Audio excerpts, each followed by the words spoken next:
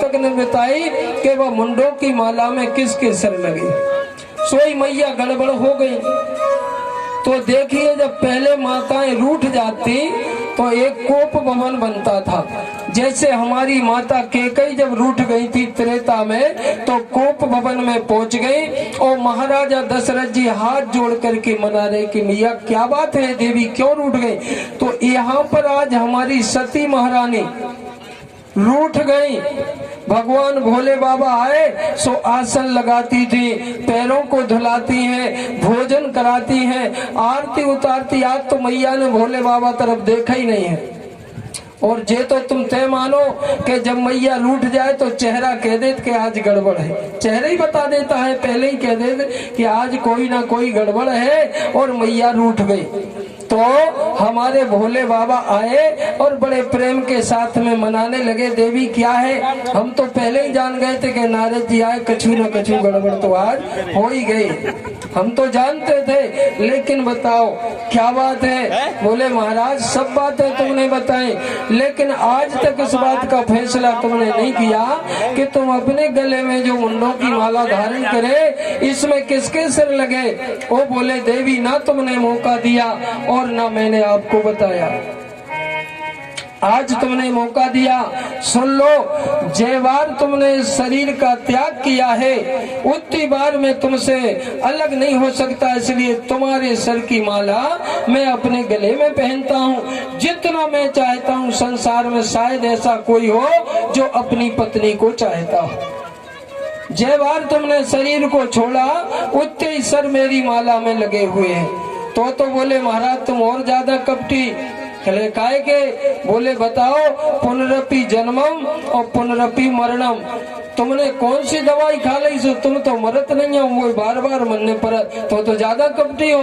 अगर प्रेम करत होते तो वह दवाई मोई भी खुआ देते तो मेरा भी जो चक्कर मिट जाता, इसलिए मुझे भी नहीं जाना पड़ता। तो बोले कैसे, बोले अंदर भी कपट है, बाहर भी कपट है, गले में नांग काले, तुम तो सारे काले हो। अरे मैया बोले अंदर का तो वो गड़बड़ होता है जिसके भाव में कपट होता है, मैं कोई कपटी नहीं हूँ। तो बोले अगर तुम्हें अमर होना है तो भगवान की कथा को श्रवण करो। तो बोले बिल्कुल हम अमर होना चाहते हैं। तो बोले सुनिए, हम तुम्हें कथा श्रवण कराते हैं, लेकिन कथा का भाव क्या है कि जब हम कथा को श्रवण कराएंगे देखेंगे नहीं, नेत्रों को बंद कर लेंगे। अब कथा आप सुन रही या नहीं सुन रही ये आपका काम है। और हमको कैसे पता चलेगा, आप हुंकारी भरना पड़ेगी आपको और हम जो है कथा श्रवण कराएंगे। तो बोले ठीक है महाराज कराइए, जिससे हम अमर हो जाए वो अमर कथा हमारे लिए श्रवण कराओ।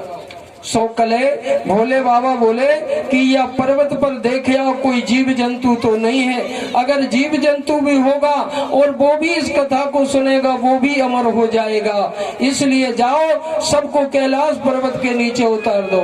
सो 5 जन नाम का जंक शंख बजाया, सब लोग चले गए, पशु पक्षी सब कैलाश के नीचे उतर जाते हैं। और भोले बाबा ने आसन को लगा लिया और मैया श्रोता बन के बैठ गई, हुंकारें देने लगे।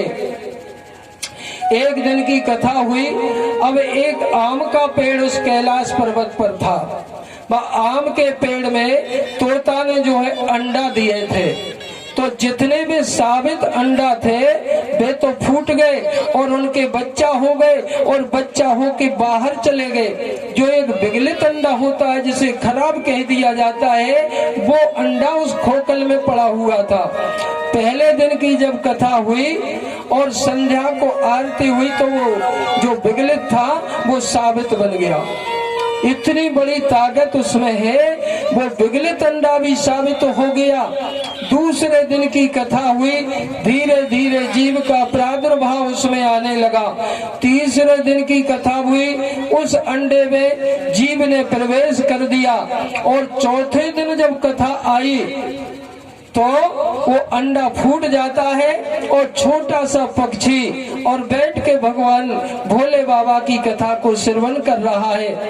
अब जब भगवान के जन्म की कथा आई सो मैया को नींद आ गई। अब मैया को नींद आ गई तो उस बच्चे ने क्या विचार किया कि अगर मैया हुंका बंद कर देंगी तो कथा भी बंद हो जाएगी, इसलिए मुझे हुंका देना चाहिए।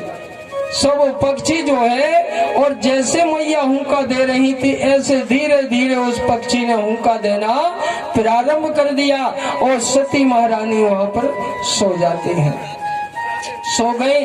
अब जब संध्या काल का समय हुआ सो भगवान का जन्म हो गया और माखन लीला की कथा चल रही थी, उद्धव प्रसंग की कथा आ गई। सो मैया का जागरण हो गए, कहे काय भोले बाबा कथा को तो बहुत आगे बढ़ा दिया तुमने, अरे जन्म तो कराया नहीं है और उद्धव प्रसंग और माखन लीला की कथा कहने लगे। सबने कथा को बंद कर दिया। अरे बोले तुम तो सो गई, मतलब आपको जब ये पता नहीं है कि भगवान का जन्म कब हो गया तो इसका मतलब है कि आपको नींद आ गई, आप सो गए।